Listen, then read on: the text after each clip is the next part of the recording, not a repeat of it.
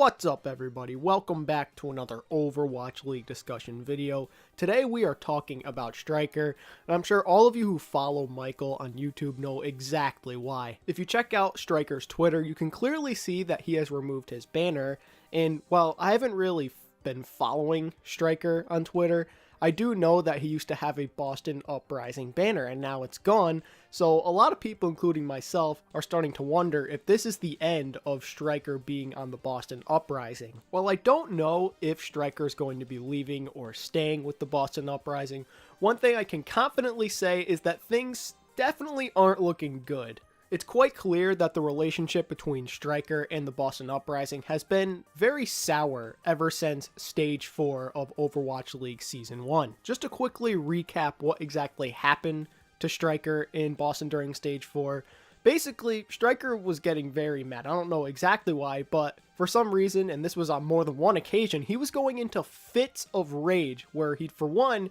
break equipment like keyboards and mice, but also he'd throw during scrims, and there'd be times where he didn't even show up to practice. It honestly amazes me that Boston was able to handle this type of adversity and still almost beat the Philly Fusion in the first round of the playoffs. And what's crazy is there's even more evidence on Twitter, other than the whole Striker banner thing, to suggest that there is beef between these two sides. If you take a look at the Boston Uprising's Twitter, you'll see that they haven't mentioned Striker in what seems like an eternity. No pictures, no retweets, no talking about how he's streaming, nothing. It's been over a month. And it's not like they're ignoring other players along with Striker. It's just him. If you take a look at their Twitter, you'll see that they've mentioned all of their other players on the roster at least once. I've also heard rumors that Striker has actually been saying he wants a new team. I don't know if any of that's true, so I'm not going to say it's true. But what I do know is that Boston Uprising and Striker are in a very bad place, and I don't know if there's any way of turning things around for their relationship. If you want what I guess I could call some good news, Striker is still following the Uprising on Twitter, but unfortunately, it's not like this is something special because he follows all of the other Overwatch League teams on Twitter, so this really could mean nothing. But if you're an Uprising fan and you want to hear some positive news, well, there you go. The rest of this offseason is going to play out in a very interesting way.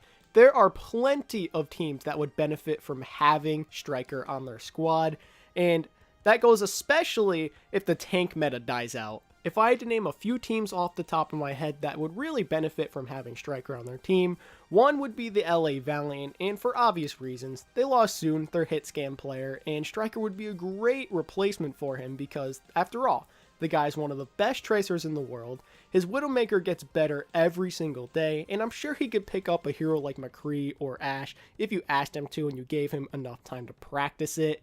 Also, I think the Seoul Dynasty is another one of those teams that would love to get their hands on Striker because they just have a Korean super team going on at that point. Fissure, Jaehong, Fleta, and Striker, get out of here. That's ridiculous. And I'm sure any expansion team or like tier 2 or 3 team like the Florida Mayhem would also love to get their hands on Striker. While I don't know what the future holds, I personally think that the Uprising and Striker will be parting ways at some point during this offseason. And there's a lot of evidence to suggest this, as I talked about in this video today. And unfortunately, there's not a lot of proof to suggest otherwise. And that's just a shame. The Uprising have already lost one star DPS player this year in Dreamcasper due to some unfortunate circumstances that I do not want to bring up. And now it looks like they may be losing Striker. That's 2-star DPS players in less than a year. Losing Striker would be a huge blow to this team. Not so much out of game, but definitely in game because he was one of the hard carries of the team along with Gamsu and Note. So I don't know what the Uprising are going to do to replace this hole at DPS if Striker does end up leaving the team. And I think that's everything I wanted to go over in this video today. So I'm done here, guys. If you enjoyed this content today, make sure to hit that like button and subscribe if you're new. And also while you're at it, enable those notifications so you don't miss the next video. Also leave a comment about this whole situation going on between the Uprising and Striker. Let me know what you think of it.